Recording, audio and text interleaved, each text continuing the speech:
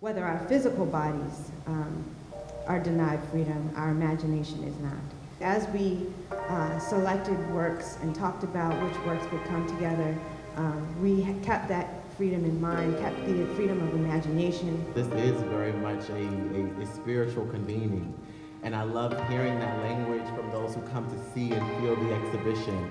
And as Zsudayka has shared earlier, there's a rich history that the three of us representing different organizations and artists in our own right are inheriting and have the great responsibility to steward thereafter. I joined here in January, and it was important for me to start my curatorial legacy in this organization to pay homage to the elders and ancestors who used this space as a seat of creativity before myself. And I really have to acknowledge Aziza Gibson-Hunter here, and that Aziza, who shared with me the rich history of the building, and that from 1985 to 1998, it was ran and organized by artist couple Harley Little and Juliet Madison, who truly did steward and take care of this space as a bed of great Black creativity. Harley Little and Juliet started the space as a photography studio and an art studio, but it drew like a magnet artists, dancers, writers, all that were either coming to get photographed or coming with those individuals. And in that there was exchange. And the Black Artists of DC, which was co-founded by none other than Aziza Claudia Gibson-Hunter, who we spoke about earlier in 1999, as I experienced it, it was, you know, a university unto itself, where artists of all ages and levels of skill and technique came together for mentorship or to mentor others. And of the many mentors that I want to speak on, you know, Aziza Gibson-Hunter was one, Michael Platt and Harley Little was another, but someone that I think was very often unspoken and extremely modest is Ms. Carol Beane. And I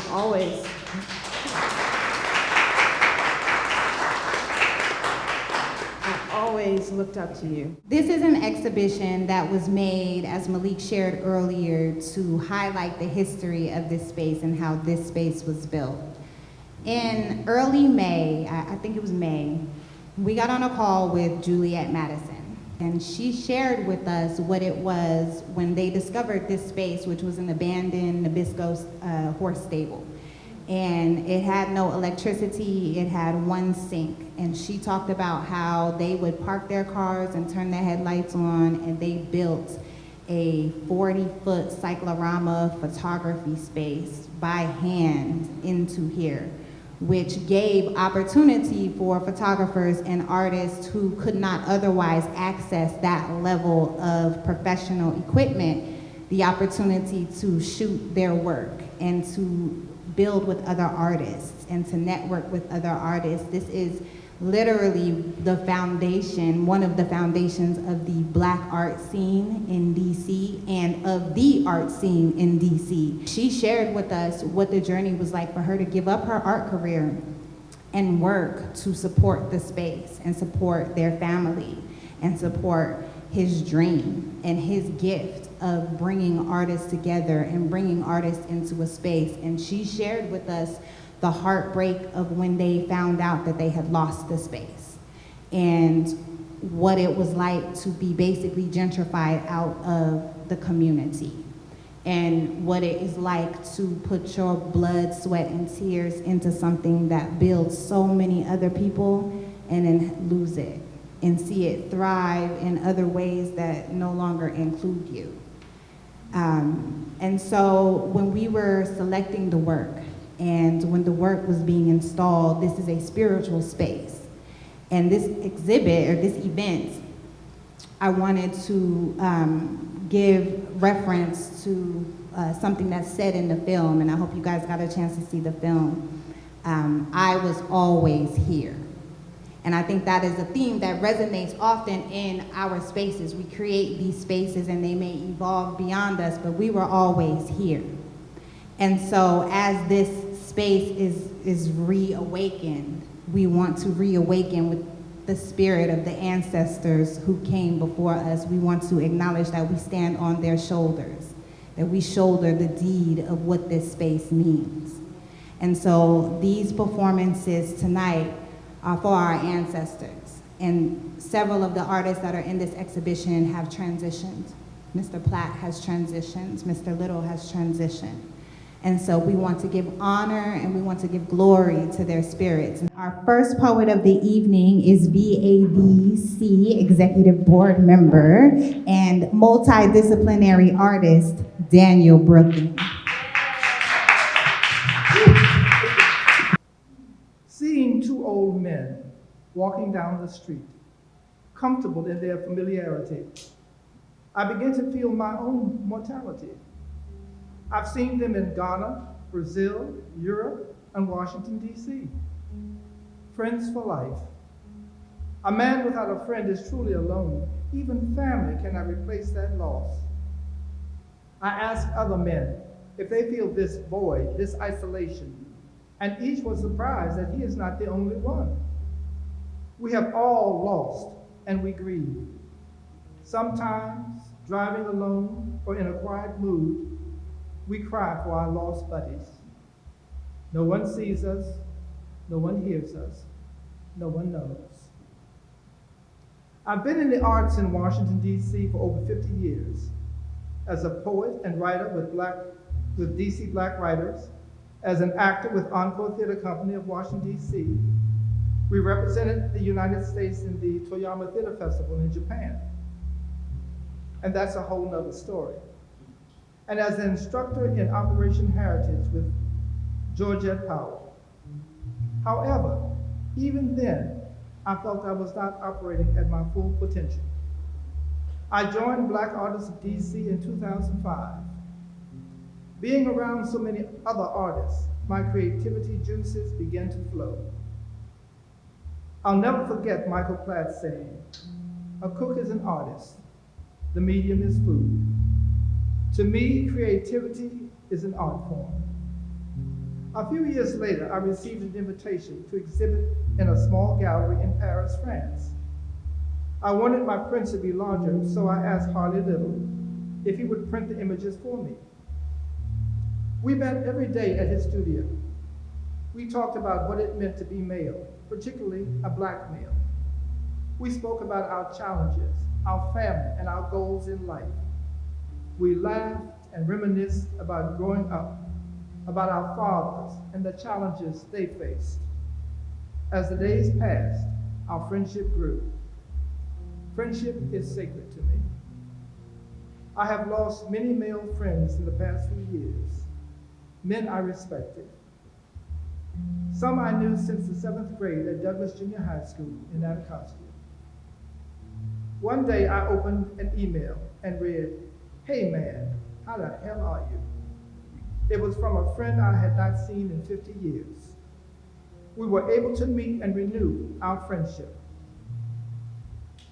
My art journey has taken me to many places. Daniel Henry Brookings was my father and my first art instructor. He didn't fit the romantic image of an artist. He wasn't a bohemian, nor did he go around with pretentious airs. He drank hard and never turned away from a fight. He was bigger than life with a loud laugh, louder shirts, and a pocket full of jokes, most of them bawdy. He prized books and didn't understand why so many people refused to read. He had traveled throughout Asia during World War II and often told stories of the people he met and the art he saw. He was friendly, but he could tease you without mercy. If you couldn't take a joke, well then, screw you. He was all that, and yet he loved art and showed me how to see beauty, but not in an academic way. As a child, I was surrounded with oil paint, canvases, charcoal, pastel, and books, books, books. He sized his own canvases and used special formulas to prepare them for painting. From him, I learned an early appreciation of the native arts of Africa and Asia. He had visited the National Museum so often to study the paintings that when the Mona Lisa was shown there, he was permitted to go inside the ropes and make a copy. On the outside, he was just another roughneck with a bourbon bottle, a good old boy who was down for a good time. No one thought him soft because he was an artist. He was often plain-spoken and could be crude, yet he wrote the most beautiful love poetry for my mother. To him, beauty was obvious. No degree was needed. It was just there if you had the eyes to see. All you had to do was pull your head out of your No one expected his complexity, and few knew his drives. He was rough, but he would have had pride in his grandchildren, and they would have loved his rough charm, quick wit, and fierce devotion. He and I were often at odds with each other, but I knew I could count on my dad, and he would move heaven and hell to protect me. I suppose sons try to compete with their fathers. It was a sort of source of great pride whenever he would look at my artwork and ask, "How did you do that?" Then ask me to teach him the technique.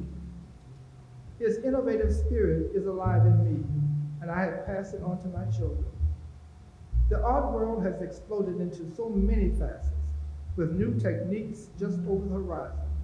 With every new electronic marvel, grow, try them all, mix and match, the old with the new, to create your own form. Daniel Henry Brookings would have been right there with you. When I visited Ghana, it was wonderful to walk down the street and see faces of people you knew back home. That's when I realized that tribe meant family. We visited the door of no return, and that had a profound effect on us.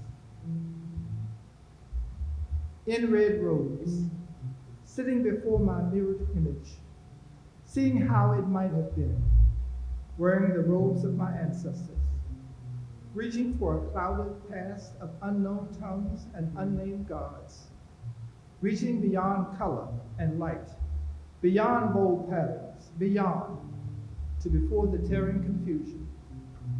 In red robes, sitting here and being there, feeling there, here, screaming indignation here for life then and now, waiting to understand it all, sitting, wanting to relive the past, knowing black men of other times were reaching for me, finding rest within me, spirits of my people, surrounding and guiding me through self-made mistakes, burning away the veil and marking me as their own. In red robes, images chanting to me, touching me, leading me from bracelets into shackles into bracelets, from anxiety through slavery into war with my own, guiding me through damp sea smells and probing appraising hands. High and low they carry me in soiled red robes, bloody red robes, through violent death into violent life, to courtyards and compounds, to lowlands and old men wrapped in palm wine sweat. In red robes, stained with blood, my link with what came before. In these robes they found me, spirits of my people. From these robes I squeeze the blood of my fathers and sup upon it, that I may become enraged with their madness for freedom. Each fold a life, a story. Each stain a step in time relived. The blood of first and last, sweet and pungent images heightened with unlived memories and whispered legends crowd my mind. In red robes, where oozing welts touch, and time's teeth rip through designs, all for me, that I might come this far and still be whole. Thank you.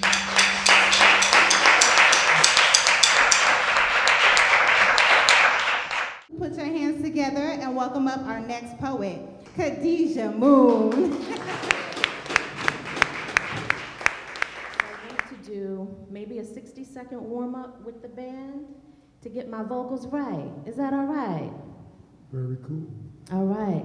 So what I'm going to ask the audience, we're in this space, and if there are any words, any phrases that resonate with you being in this space, honoring the people who have come before us, honoring the people that are among us, if you can call out those words and call out those phrases while the band plays and while I vocalize and get myself together, then we will be co-creating some energy to get started. How's that sound?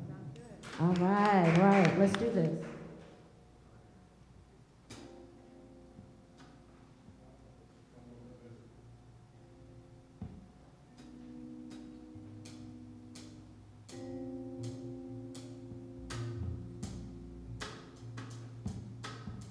And you can begin feeding into the atmosphere some of your words, and I'll echo.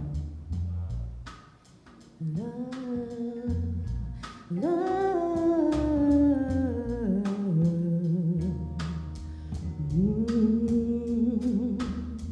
love, love, love.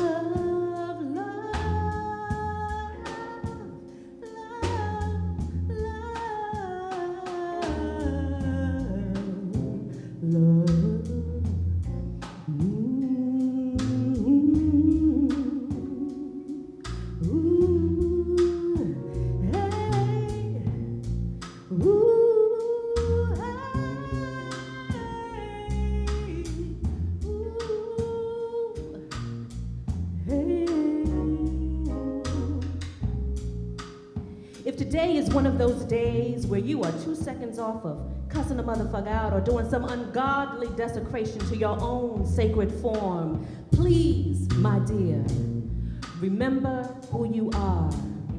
Remember the moments where you feel your softness and can touch the corners of your exhale. Dreaming in color, you are lightness and sun rays, no longer dependent on the gravity that has always seemed to anchor you within chaos. You have battled mountains mightier than this week's gazillion gallons of unaware white privilege and the misery of capitalist Hunger Games wearing the robes of a 9 to 5.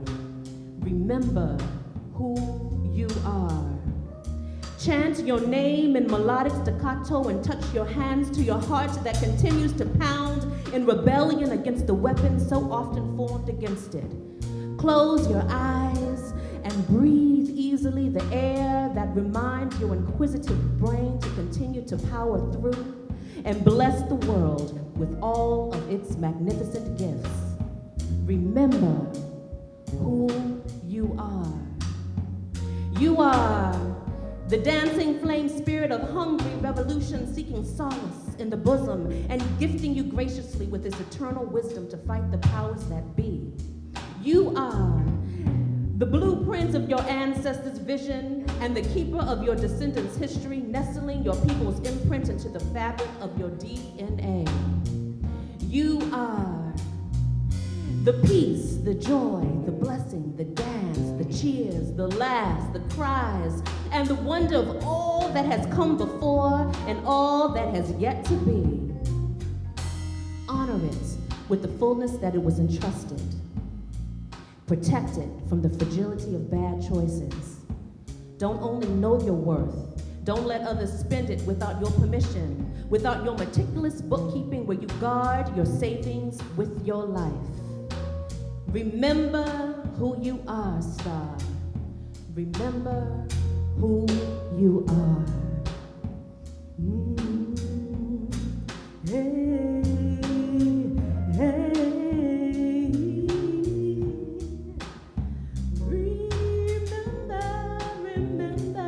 Remember who you are.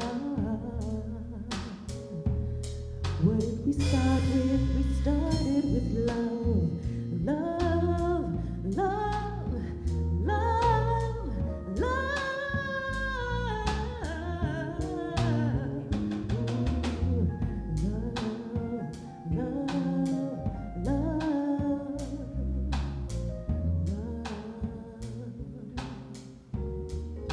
remember who you are.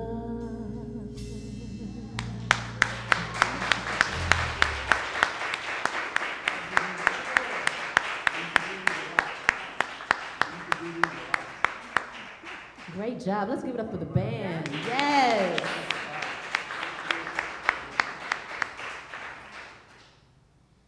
So this is my coming out party in a way, because coming out from being a homeschooling mother 24/7, because my young person is now officially a college student. Yes. Her dad and I spent all last week moving her across the country to San Francisco, to the University of San Francisco, where she's a first-year student. Yeah, thank you. And I am jacked up. Because see, nobody told me that San Francisco was cold. Nobody told me. I had 3 layers of clothes and all the walking, the hills. And so I'm out of shape. So I am literally decrepit. I limped in here because I'm jacked up. But it is such a pleasure to be here. Now, being an artist where I don't have to, my daughter's not here. Come on, Mommy, how long we gonna be before we go? So this next piece is called A People's Poets. And visual artists I look at as being poets. You know, even if your words are through images, or your feelings and emotions and messages are through images. And so this piece was written specifically for this event. A people's poet may not be who you think. Ain't always smelling like incense and rocking locks, or pulling out of their bag their book of poems that they want you to cop for just $5. A poet of the people might not have a book. Might be your drunk Uncle Lou at the barbecue yelling out loud that it was goddamn wrong what they did when they shot that boy dead in the street like that. Might be your cousin Mickey off her meds, telling you about the time she seen God walking down 14th and U. A people's poet has life's gritty dirt between their fingers, the stain of disappointment and offense leaching into the underlaying of their soul skin. A third eye that is all the way open even when they sleep, interrupting their dreams that those with weaker spirits could never entertain. A people's poet spits lyrics with ragged edges and honest vowels that open portals to understanding that we can only feel and sometimes never touch. A people's poet conjures up the backdraft flickers of dead heroes through metaphor that is staple to your unconscious with rugged endurance, next to default memories of Saturday morning cartoons, Tang, Twinkies, and Michael Jackson's Jerry Curl. A people's poet never forgets. They remember Malcolm X and Assata Shakur and MLK and Dick Gregory and Marcus Garvey and Ella Baker and Fannie Lou Hamer and the Soledad Brothers. They remember Move and Reaganomics and the Great Migration and when gas used to be less than $1 a gallon. They are unrespectable, unruly, and often inconvenient. They disrupt quiet with rage, shouting over the hurt that smothers out the drowning, vestiges of hope, and compels one to find comfort in all that is deadly, from drink to drugs to oversexing to compensate when there is no love. But a people's poet loves their people. A people's poet loves their people. A people's poet might not be who you think. Is it you? Is it you? Is it you?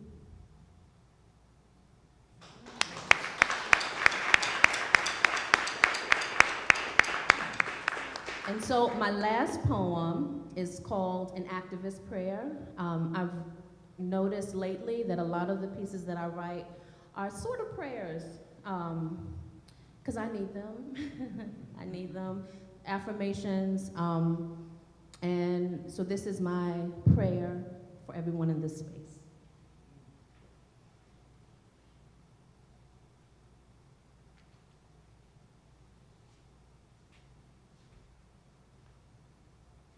Y'all want to jump in? Let's see. All right, let's see. What kind of energy? You got something dirty and powerful and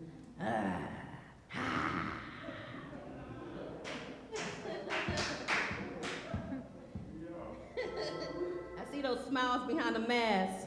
They got something for me. Yeah, dirty.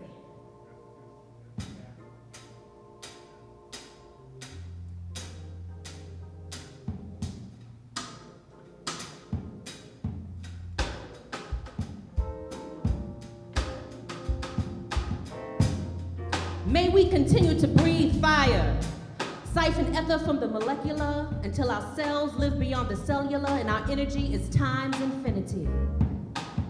May we know not the temptation to quit, never halting our predisposition to endlessly want to fix and to recreate. Stand up, never satiate the powers that seek to destroy the very core of who we are.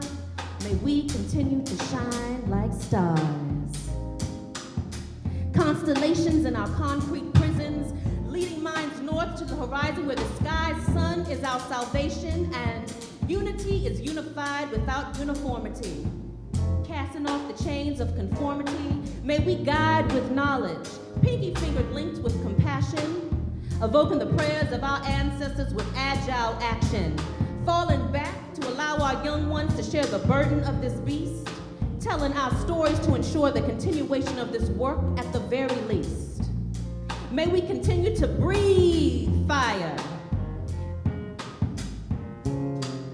May we continue to bring fire. May we continue to be fire.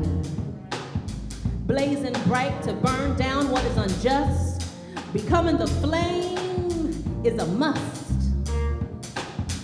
Burn, baby. Burn, baby. Burn, baby, burn. May your light never extinguish.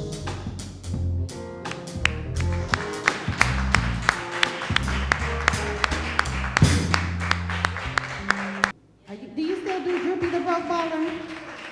Like you said, so Droopy the Broke Baller Anderson. How y'all doing this evening? It's an honor and a pleasure to be here, and thank you to Zsudayka for inviting me, and thank you to Stable for having us. I'm very much interested in this whole idea of different types of art being in conversation with each other, because through Spoof School I teach parody and satire, and that's what that is. It's one piece of art, or one genre of art, inspiring a whole other. So, I'll get to Brother Baldwin in a minute, but for now I just want to start off a little smooth. Shoot your shot, she said, in that way that she had of making fuerte sound facile, su boca una botella with words for wine, refined in the fertile vineyard of her mind. Floral notes toward the front of her tongue, her very palate, a palate. The intonation of her tannins, a body of work with legs for days, leaving me sideways. The intoxicants of her interjections, the cuvee of her consonants, effervescently pressed into the vino of her vowels like A, E, I, O, U. Shoot your shot, she said, checking me to throw free while herself shooting three, cavalierly challenging me to have a ball, to rock it into her golden state, to play chef with her curry until it hardens into clay, to bring my thunder to just west of her brook, daring me to work my magic, to wish away the walls with the wizardry of my words, bucking me up to keep it grisly and nick her with my spurs, to bring the heat and blaze a trail as if my clip was full, to talk that jazz with hawkish sass, to jump, man, no bull. Shoot your shot. That's what she said. And so, I did. Give it up for the Eddie Anderson Project, y'all. Thank you.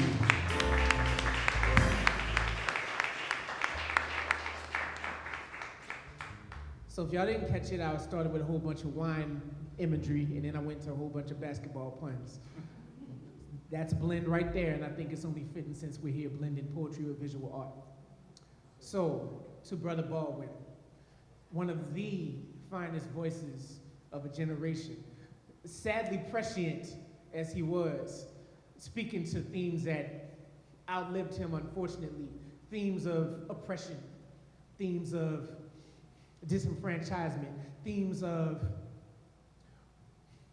America with a capital KKK. And so I would be remiss to sit at the James Baldwin installation and not speak to something similar. So this is a piece that I wrote about how COVID particularly affected Black DC. It's called COVID-19, the 5 stages of grief. The first stage of grief is denial. So when COVID-19 first reared its ugly head, our leadership called it China's problem, as if pathogens were as nationalist as they asses is. And speaking of our leadership, we denied that they were ours, as if our not my president hashtags would vaccinate us from a nonpartisan nano menace which didn't distinguish between left or right wing or lung, as if voting no confidence in Captain Clueless would make us any less passengers aboard his soon-to-be crashing Titanic, heading straight toward the ice baby. We don't stop, collaborate, or listen. And when this old dirty ghost-faced killer infects our deck, as this Wuhan clan that's nothing to mess with brings us the ruckus to the 36 chambers, and the CDC tells us, wash your hands, protect yourself, put on your mask, show me social distancing. We'll look at them like they just said something mystical. And when they ask us what we doing, we'll say, ooh, nothing. Now the second stage of grief is anger. So when COVID-19 makes its stateside debut, our fearless leader will trump his earlier rhetoric, escalating from calling it China's issue to straight up Chinese flu. And when some journalists ask him about his earlier discounting of the potential danger of the epidemic turned pandemic, he asks, do you kiss your monarchs with that mouth? Why don't you take some bleach and wash it out? Meanwhile, the same president who, when pressured to prioritize people over paper, countered that the solution shouldn't be worse than the problem, will readily recommend untested and questionable quasi-COVID-19 medicines with potentially deadly side effects. But hey, I guess that would be one way to get past your infection, your death. Now see, I guess that's why they say when you're angry, you can't see straight, can't think straight, and it feels like it's killing you inside. The third stage of grief is bargaining. So let's make a deal. If I tell you that the most medically underserved wards in our nation's capital are in Southeast, and if I tell you that they have 2 of the most COVID-19 ravaged wards in DC are in Southeast with 1 hospital to share between, maybe you can tell me what kind of peeps coincidentally live in these streets. I'll give you a hint. Always bet on Black. Why was 6 afraid of 7? Because 7, 8, 9. But COVID-19 is eating Ward 7 and 8 alive. And I live in Ward 5. So give me 5 on the Black-hand side if you can tell me why, by what kind of providential design, the only hospital in my hood closed in 2019. After 158 years, the longest continually operating hospital in DC closed just in time. But that would be irony, and irony isn't one of the stages of grief. This one is depression. Imagine if too exhausted and too exasperated to think this is a battle we can win, I assume we've already lost. Assume the virus has already infected everyone I come across. And since I'm sharing these words during a Memorial Day weekend where I've already seen pictures of a crowded Ocean City, despite unprecedented COVID spikes in MD, assume the next memorial will be for we. And assuming I even live long enough to see something like a vaccine, excuse me if I decline, you see, Drew got to the point that he do not do flu shot because he be too Tuskegee, too trust easy. And it's not that I'm anti-vax, I just know what Henrietta lacks. And I know hella well how this country will take your black magic, bottle it up and sell it back to you as a cure that your black ass can't even afford. But see, the 5th and final stage of grief is acceptance. Accept the fact that we will never go back to normal. Accept the fact that that's not necessarily something to fear, because normal is necessarily what got us here. Accept that possibly, maybe, COVID can't be cured, because possibly, maybe, COVID is the cure. COVID. Capitalism only values infinite dollars. COVID. Cure our violently intolerant demeanor. COVID. Correct our viciously inequitable district. COVID. Courageously our voices inspire defiance. COVID. Change ourselves. Victory is destined. COVID. Come out. Virus is dead. Thank you. Appreciate that. Peace to Brother Baldwin. For this last piece, I'm gonna bring the band back and take y'all where I'm from. I'm gonna take y'all to New Orleans. You know, I'm co-author of this 2-man show called From Gumbo to Mumble, along with my brother Dwayne Lawson Brown. also known as a crochet kingpin. He's from Southeast DC, so he be the gumbo. He be the mumbo. And I'm from Uptown New Orleans, so I be the gumbo. So this is my part of the title piece for my play, Gumbo.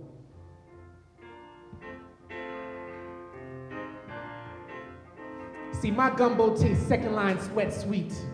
Project P-Pop potent, rich with po' boys and pecan candy. Good for your heart and good for a heart attack. Like strangers turn neighbors, turn instant family members. Just sprinkle in some soul. Anything less is just food. Now see, yo gumbo. Yo gumbo tastes like Bourbon Street curfews. All wafer thin, watered down and whitewashed. Like funk-free yet funky tourist tuna fish swimming with gentilly gentry. Like post-Katrina carpetbagging colonizers moving just off poitras, expecting it to be noiseless. But see, my gumbo tastes like swamp stew. Like rooting for LSU. Like no more excuses. Coulda, shoulda, woulda. Playoffs? Playoffs? Baby, we lucky to win the game. I see my gumbo tastes like saying, who that said they gonna beat them Saints? I say my gumbo tastes like saying the same thing with a paper bag over your face. Like a celebration of shame. Like they may be some bums, but they my bums, baby. I say my gumbo tastes like, that's a good call, Paw. Like you can call me Ray or you can call me Jay. Like Rosenbergs, 1825, too late, but see, yo, gumbo. If I could call it that, tastes like Martha Stewart made it. No roots, no truth, shoot, no Snoop, no gin and juice, just gentrification juice. Laid back with your mind on your money and your money on your mind. I say your gumbo tastes like Diet Delta, like Louisiana Lights, like phony statuaries, like Zeta ran to the bathroom, yeah, that way. But see, my gumbo tastes like it's all gravy, baby. Like some kicking chicken in a bag of fries from We Never Closed. Like my mama bread pudding with rum sauce and raisins. Digging in the Cajun andouille accent. Like Morgan's, it's magnificent. I say my gumbo tastes like I went round the Conda to the stove and made groceries, yeah. Got me some camellia beans, some mahama rice, and a Ubix pie with a pineapple big shot. But see, yo, faux gumbo mo tastes like Ninth Ward watermarks. Like Lego levees and Bayou betrayals. Like George Bush don't care about black people. Like Barbara Bush is, oh, well, they must be better off after Katrina. Mockery. I say your gumbo tastes like the crew of Monopoly came and cut the city up like a profit pie and didn't give the people a single slice. But see, my gumbo will make you say, and then nah, you heard me? I say my gumbo tastes like uptown and downtown, like front of town and back of town, like a West Bank thing, like 4 + 5, and what do you get? You get a night war nigga running in your shit. You see, my gumbo tastes like the villains be the heroes, like the soldiers be the celebrants, like the hard heads got the warmest hearts. My gumbo tastes like home, or as my poets say, it tastes like some mo. Mo, thank y'all, I appreciate you. Give it up for the Eddie Anderson Project, y'all. You know, you've always opened your home, opened your heart, opened your mind, helped us open our minds into something new. And so thank you very much for just being such a giver and a humble, generous wealth of all that you have shared with us. There's no words that can really describe who you are and who you are to us and who you are to me.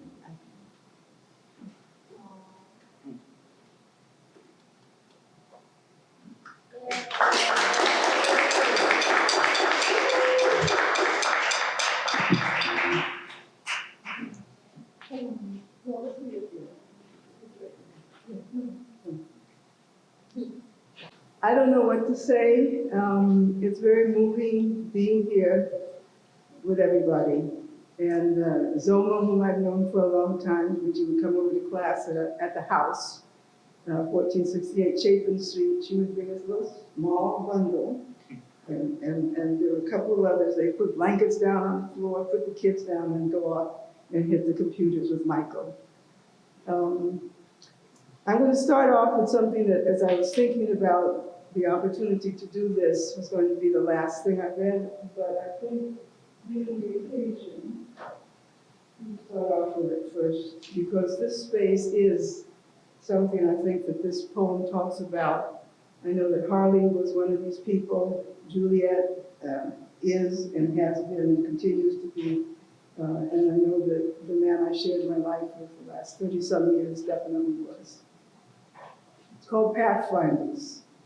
And I wrote this when Michael was invited to exhibit at Enfleur Gallery over in Anacostia. I'm sure everybody knows where that is. Pathfinders, those who seek to find the way, making a way out of no way. Those who take the first steps on a path that others may walk it. Those who seek the means, pathways to knowledge and situation and solutions. Pathways to knowledge and solutions.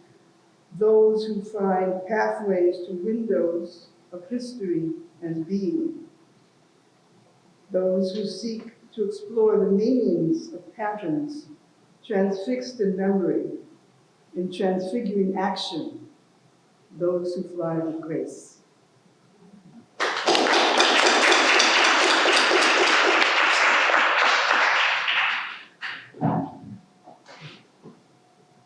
What happens when you've got a lot of stuff and the printer doesn't work, and you don't know how to work the printer, and so you hope to find something that you want us to read. This is something I did a number of years ago when asked to be in a show that was about human trafficking. And I'd gotten sick, so I never had a chance to read it myself. I don't know how I'm going to respond to it at this point, but it is something that I wanted to share with friends. Seized and sold, snatched, stolen, and held. All the daily routines of life ravaged in the fire. And when you close your eyes, do you still see the sky? That you did not run away fast enough, or hide away deep enough, or breathe quietly enough, or be still enough in the shadows is not your fault. That you did not render yourself invisible enough, transparent enough, chameleon enough, is rather a matter of circumstance. The waiting, the walking, the being transported, the sounds and the silences, in small groups, hummingbird bringing sleights of hand, imperceptibly creating tentative friendships, possible alliances, fragile as dry leaves underfoot. Do you still see the sky? New lives mapped on irregular routes, following trajectories of flight and fear along market roads known, unknown, and changing. Escape is not impossible, so they say. There are no touchstones for us. Along the way, we make our own. We walk blinded, carrying our shrouds of invisibility. We see and hear beyond belief. One step, and then another. One ride, then another. One stopping over place, then another. One encampment, then another. One life, and then another.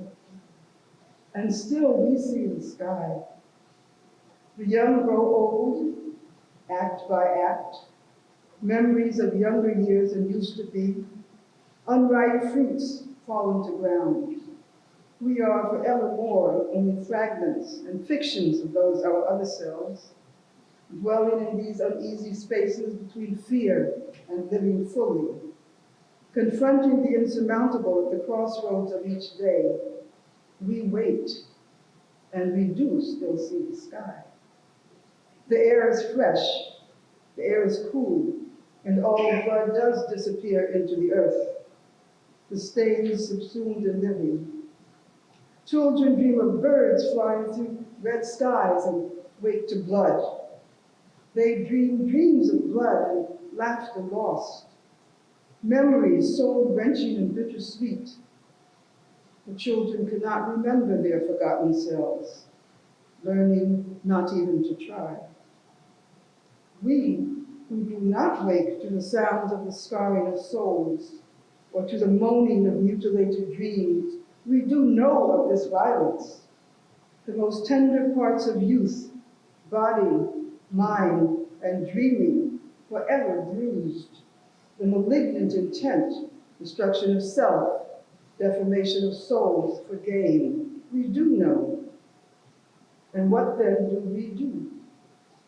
When we listen, we hear the thunder of your silent cries. We feel the rage of your unshed tears. Your stories, consenting to be shared. Your strength, your will, your nightmares become our own. In the stillness of recollection, remembering offerings of compassion and hope. Each day, imperfectly reclaiming time until the years become imperfectly your own. Understanding that since you could not resist fiercely enough, or run away fast enough, or hide deep enough, or breathe quietly enough, or keep still enough in the darkness, it is not your fault. That you could not render yourself invisible enough, transparent enough, or chameleon enough is rather a matter of circumstance. And in the morning, sometimes comes a soft rain, softly falling.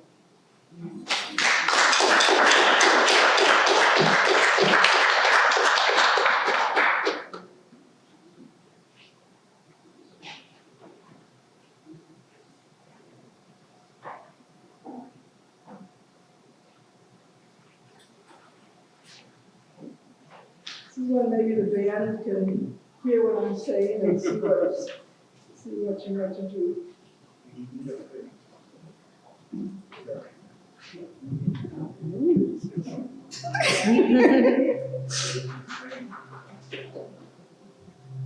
She was 92 years old and 7 months when she decided to sleep naked. The first time was when she dreamt about an old friend. It could have been lover, but wasn't. Just that he was sick, poor fellow, so nothing ever happened.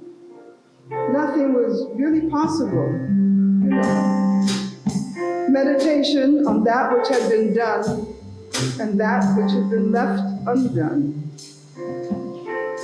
It was the first night of the full moon, and the moon bathed her in whispers and silvery breezes, and faint noises of flowers opening. Mother of pearl poppies on her café au lait with a touch of cinnamon salt. Her hair on the pillow was moon glow, and her moon sign beauty marks were suns in that deep night, which was her first night of sleeping naked, delighting in it until dawn came, tremulous and delicate, almost timid, and that was the first time. She gave herself over to the silence of the woods at night and to the faint starlight, joining laughing wild women, become with them dark trees, dancing wildly, temptresses for the instant. He was sick, you know, so it couldn't be, but really I liked that fellow so much, so very, very much. Moonlight, blessed blessing. Now she divines the time of day by where sunlight falls on her legs. And the dove's murmurings come, interrupting dawn, announcing the new day.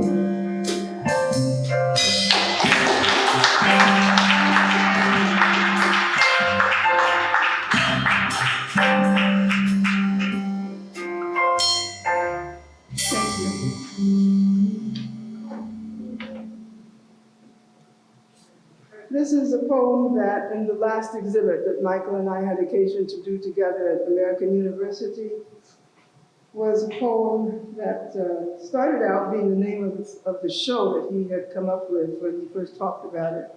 And it was called When We Dance, because after 2 trips to Australia, he began doing lots of dancers and those kind of movements. So the name of the show changed, but the poem stayed and developed.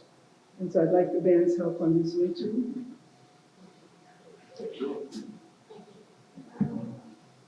I just got new glasses and my eyes are, my eyes and the glasses, we're trying to adjust to each other. Okay. When we dance, it began in a beginning, anchored in the deep light of before dawn.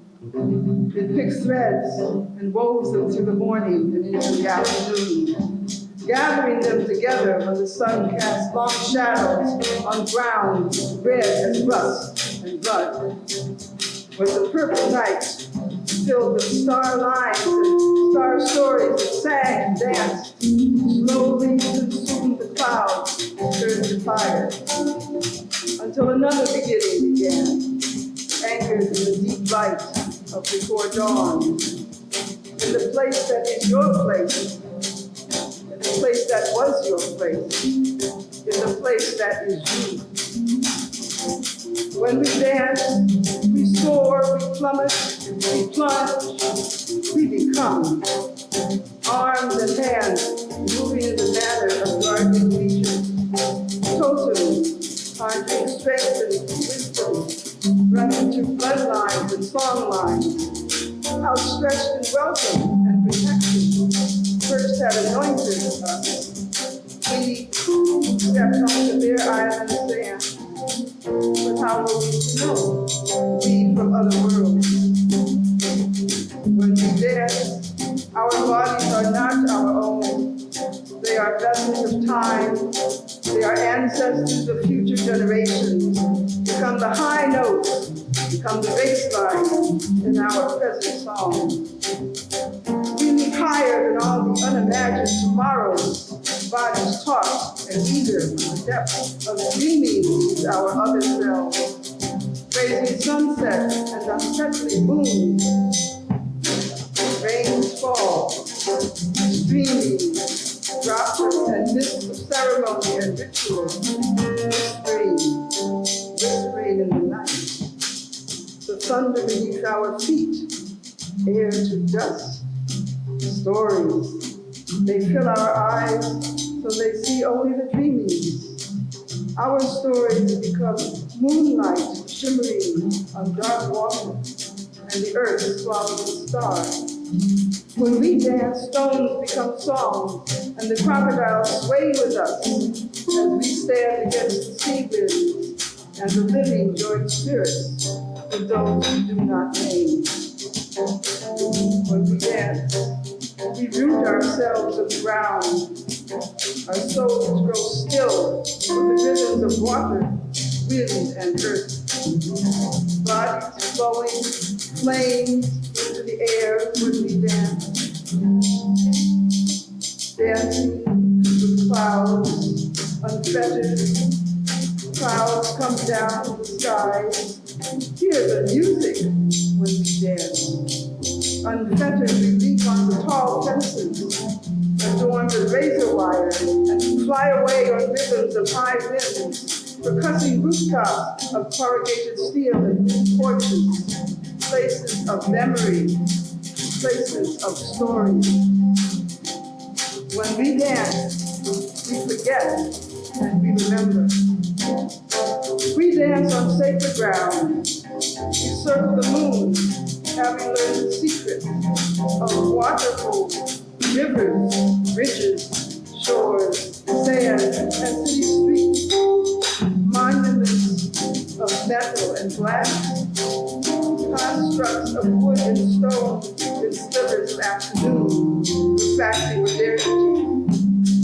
All sacred ground, carry the blood of my people, carry the weight of their bones, carrying our dreaming.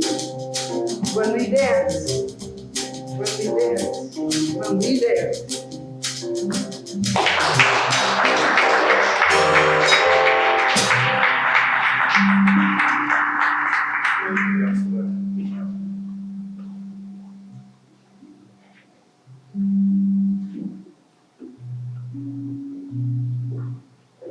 And this one,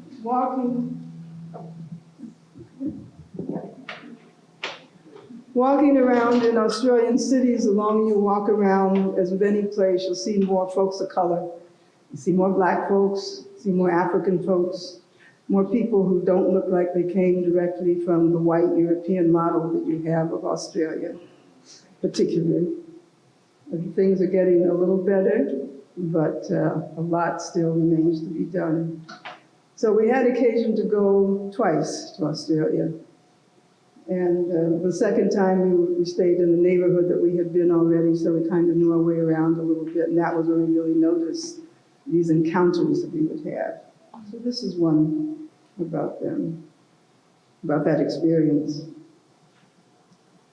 The parallels resonate deeply beneath the skin, drum beats and didgeridoos, sounds of great open spaces, deserts and horizonless seas, crossing glances and inquiring looks, understanding history and memory with eyes and smiles. We know, you know. We have passed this way before. We will survive.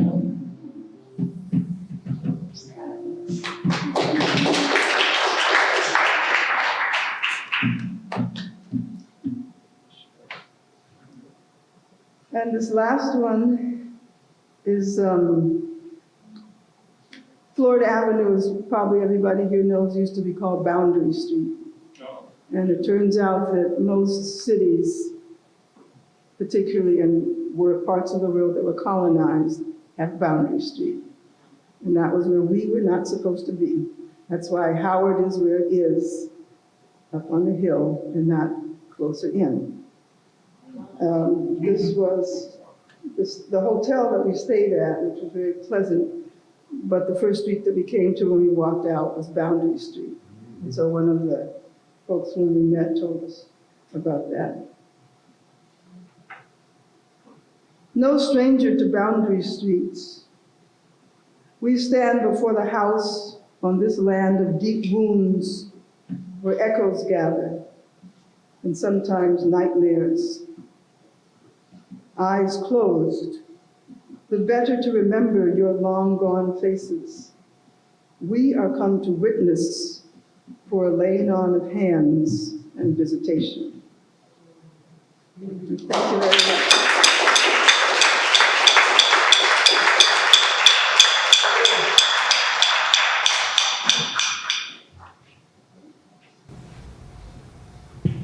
Can we please get another round of applause for our feature poet for tonight, our feature artist for tonight.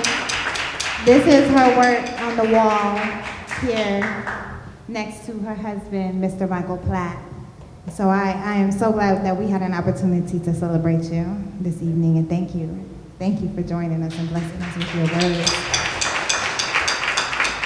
Are you guys ready for some more poetry? We've got 2 more poets before we close out the evening. And ahead of time, before we close out the evening, Mrs. Madison, I don't want to put you on the spot. So if you have something you want to say at the very end, just, it doesn't have to be long, but I'm going to give you some time to think about it. I didn't want to just hey.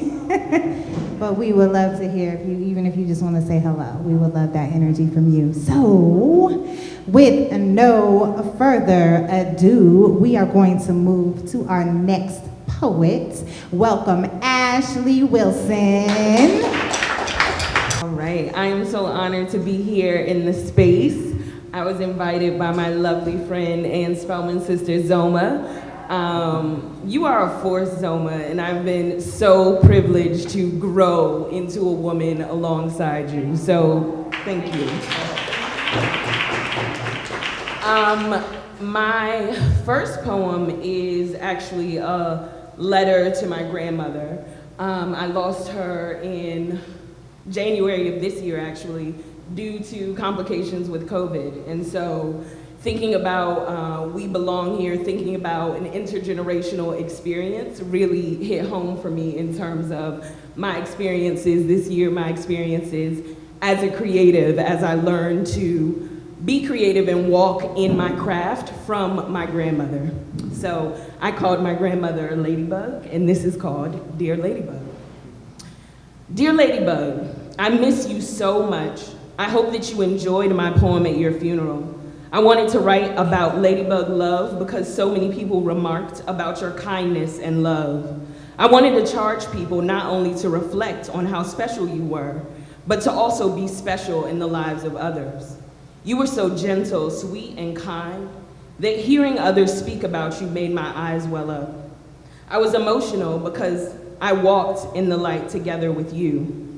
Walking in the light entails boundless optimism and knowing that we'll be okay even when we don't feel it right now. We stand on faith like cornerstones, rooted in faith with unshakable positivity. I have been paying attention to sunrises and sunsets more lately, reminded of light and transition. I'm reminded that the sun transitions daily and greets us each morning. I know that you, just like the sun, have transitioned, but your light remains. Creatives never die. They just transition to better while we hold on to their creativity and light. You always spoke so highly of how I love on my family. The night before you transitioned, we made family vision boards and shared them with each other, privately casting a vision as a family and individuals. I was proud of us. I thought of you and slept so poorly that night. It was so beautiful that I received a call about your death the next morning because it was as if I needed to set the vision to carry it out no matter what. I will manifest all that's on my board and more despite not having my fellow light walker by my side. Thank you for communicating with me through transitions and nature. I will love you forever. Thank you. And this piece I created just after, emailing and thinking about the story of it and thinking about this idea of we have been here, we belong here, taking up space. The name of it is Taking Up Space. Take up space, loudly, vibrantly, intentionally. Make it known that we are here. Move rhythmically and sing joyfully. Share our story, our glory, and flight. Occupy unapologetically. Create memories, reflect, dream big, and create. Round eyes, wide smiles, and brilliant brown skin, flaunt it in our spaces. Leave the fragrant incense of our foremothers. Honor their memory through your big, bold, and beautiful presence. Offer correction and restoration despite confusion. Unleash your uniqueness. Take up space.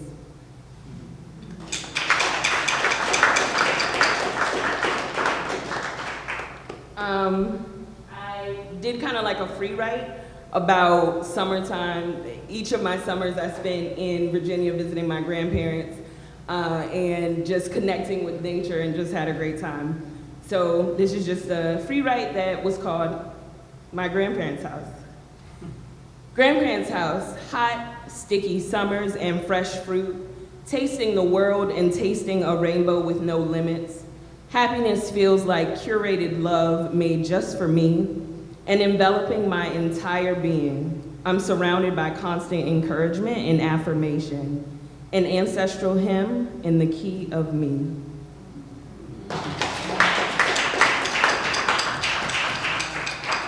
And lastly, this was also a free write. Actually, my friend that produced this shirt had a series of writing workshops this year. And so it was just really awesome to have space to connect with other Black women, to have space to write and just reflect on this whole experience of being in lockdown and then experiencing loss related to COVID. So this was about, you can't put a thing in a clenched fist. You can't put a thing in a clenched fist. You can't close yourself off because of the past. Hold a tight grip while trying to control. You have to be open and vulnerable, ready to cope with whatever comes your way. It may not manifest the way that you tried to force. It will still be beautiful. Thank you.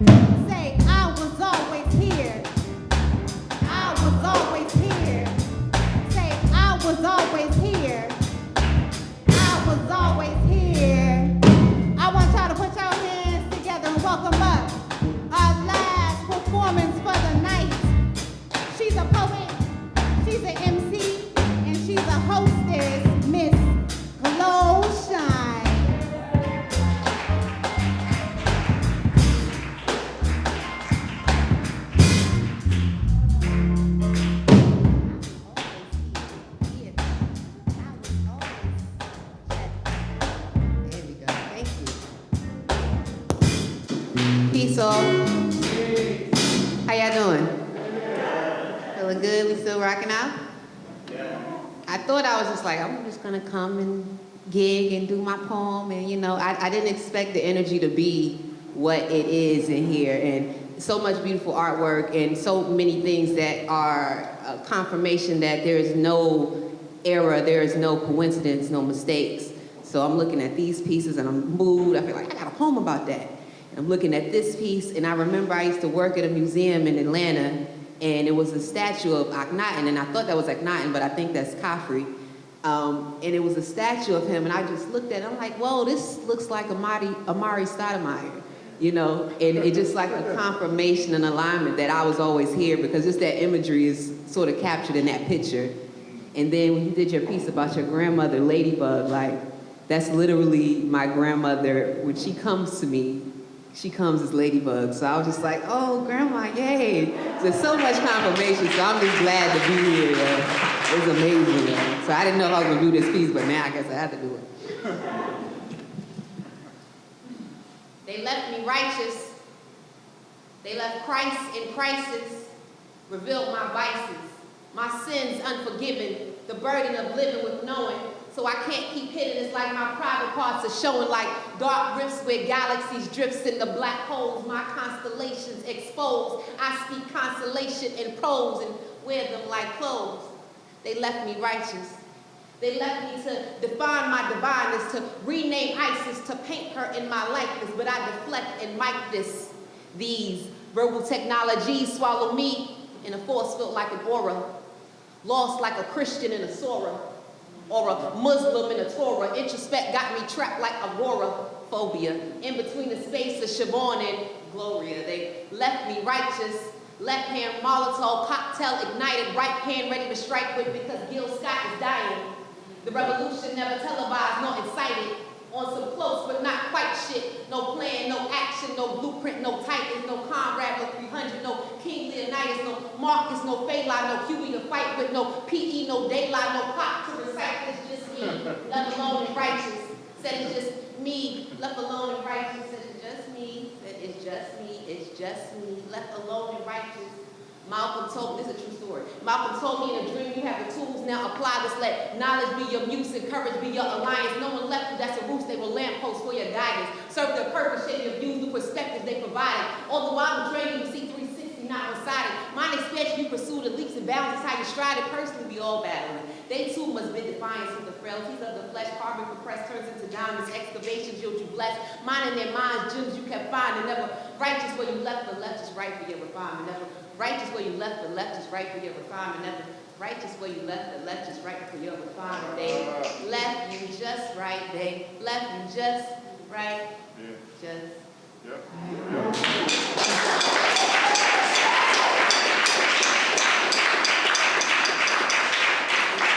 I'm Glo Shines once again. That piece is actually online. I have a project it's called What the Water Gave. Also a tribute to art because it's based on some Frida Kahlo piece. So check that out if y'all get a chance. All right. Big ups to Drew for putting me on tonight. Free my body, retry my mind. Easily explain how we adapt to time. I said, free my body but trap my mind. Easily explain how we adapt to times that are a fraction of our present. That it defines how we scored Academy Awards.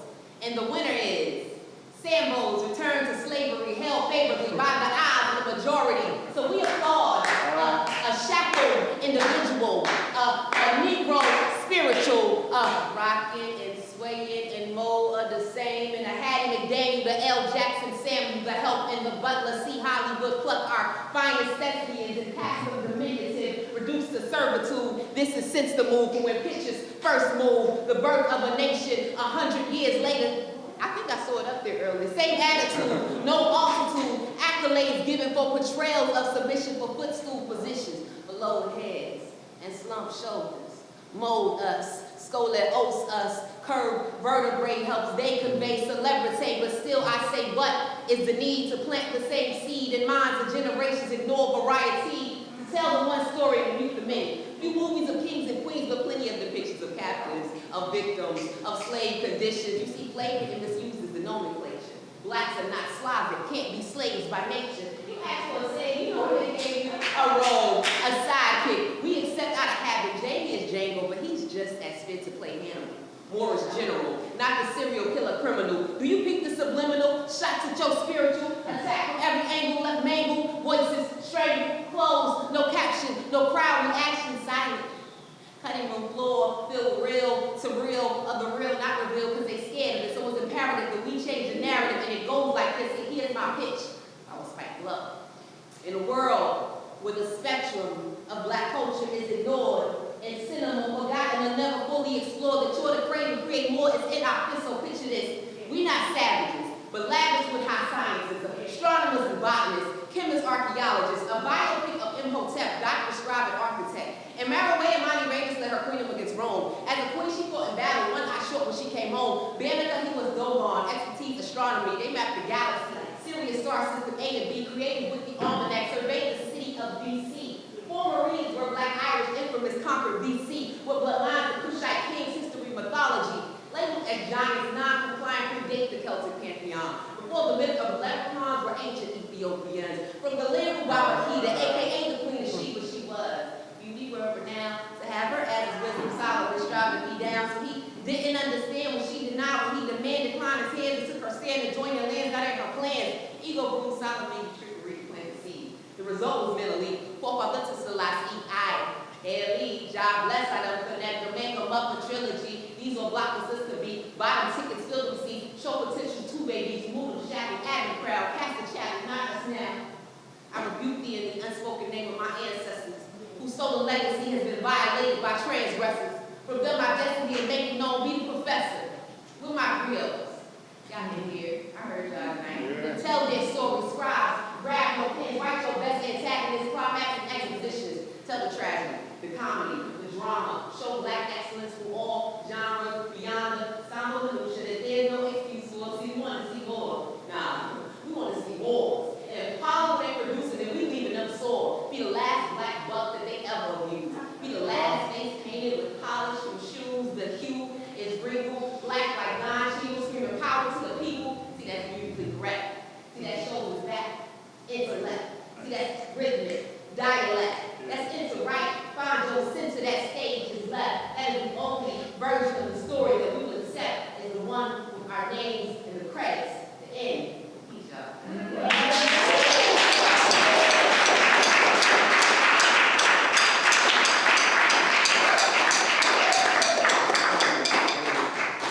All right, one more piece. I'm going to do it. I know I'm long-winded. Pardon me. Thank y'all again. All right, so this piece, let's see how I can introduce this piece. And I might need y'all help band on this one. Yeah. Some little up-tempo jazzy, I'll let you know. You can jump in. I got bars.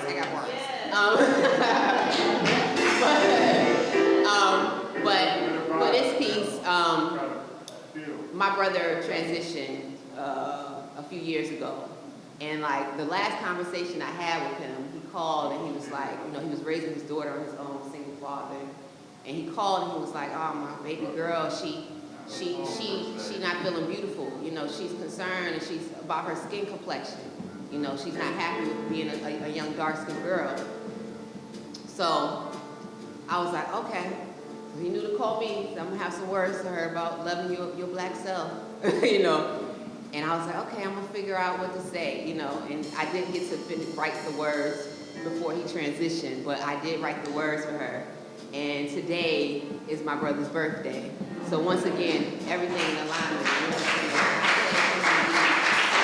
So I'm just gonna start. You know, you can be very peeled back, very, you know, simple and sort of low, because I want y'all to hear me too.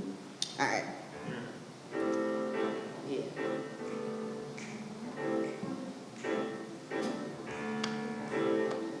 Let's see.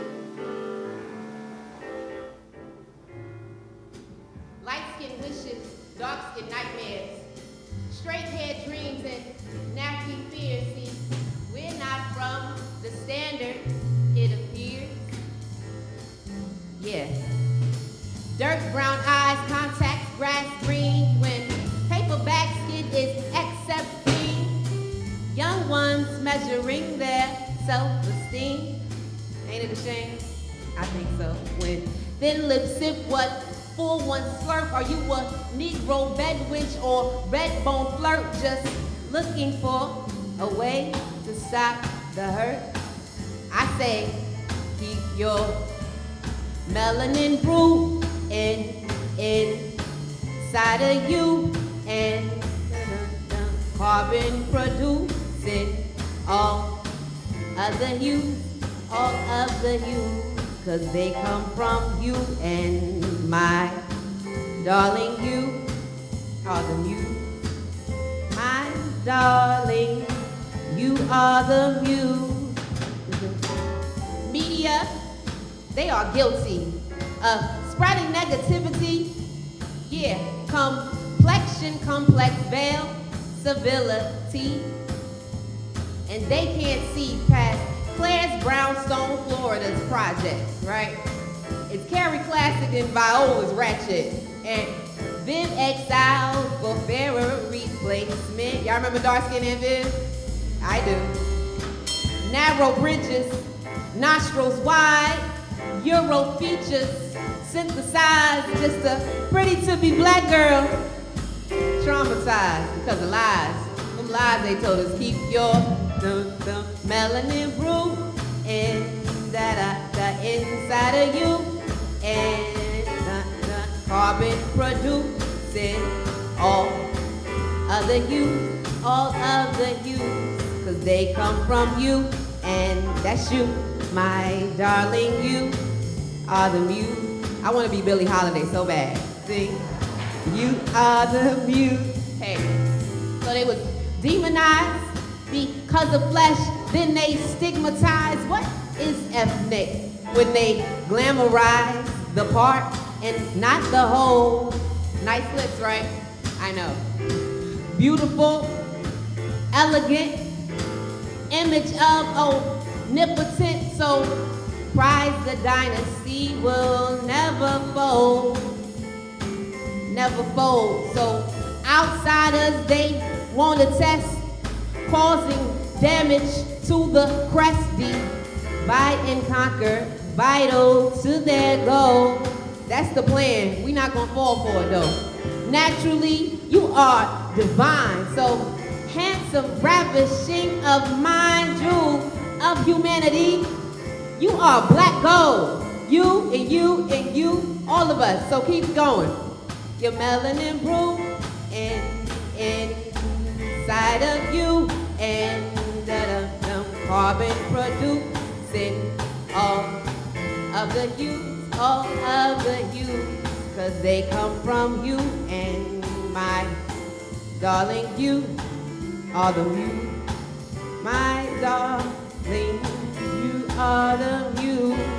Keep your melanin brew and inside of you, and you speak it fluent, and it's beautiful, so beautiful. Young queen, you rule, and know that the blue imprint is you. All right, just the drums. Give me a harder beat drum.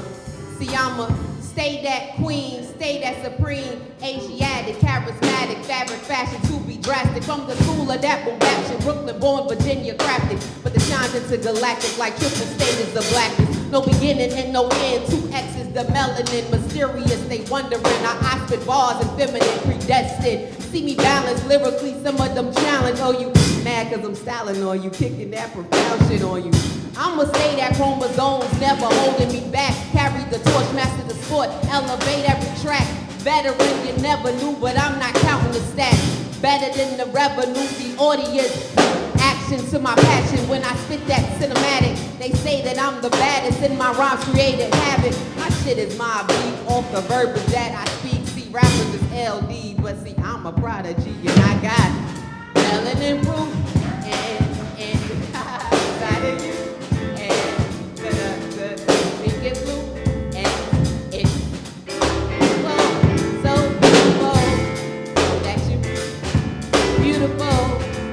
Okay, I want the audience to see if y'all melanin brewing.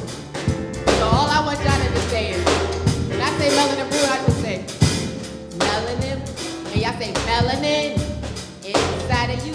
Again, melanin, it's making blue. Melanin, it's beautiful. Keep going, melanin, embrace you room. The melanin, know that's the blue.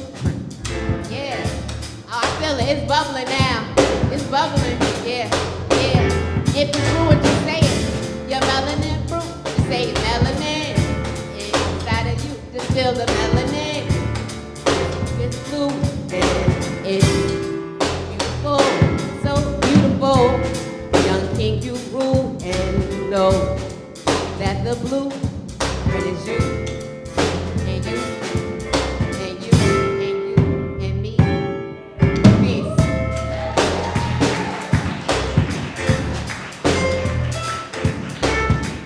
Miss Madison, would you like to come up and say any words before we close this evening? We would love to have you. Please welcome up Juliet Madison. I have one thing to say. I was always here. Always here. Not really, but since 1986, I think we started this place. Anyway, this was wonderful, just groovy energy. I mean, man, it's a beautiful, beautiful experience. Yeah, absolutely groovy. And thank you to Zsudayka and whoever else put this together with you. It's just a beautiful use of this space. I mean, the spirits are in here. The sister said tomorrow was her brother's birthday. And it occurred to me, it hit me that tomorrow is Harley Little's birthday. Oh, wow. And so, you know, I'm just feeling everybody in here. It's just been wonderful, and I appreciate y'all allowing me to share this space with you and this time. Thank you. All right, I want to give a final thank you to all of our poets this evening, Mr. Daniel Brookings, Ms. Khadijah Moon, Mr. Drew Anderson, Professor Carol Beane, Ms. Ashli Wilson, and Ms. Glo Shines. Thank you all for blessing us with their energy this evening. Please make sure you stay connected with us and stay to check out the film, please.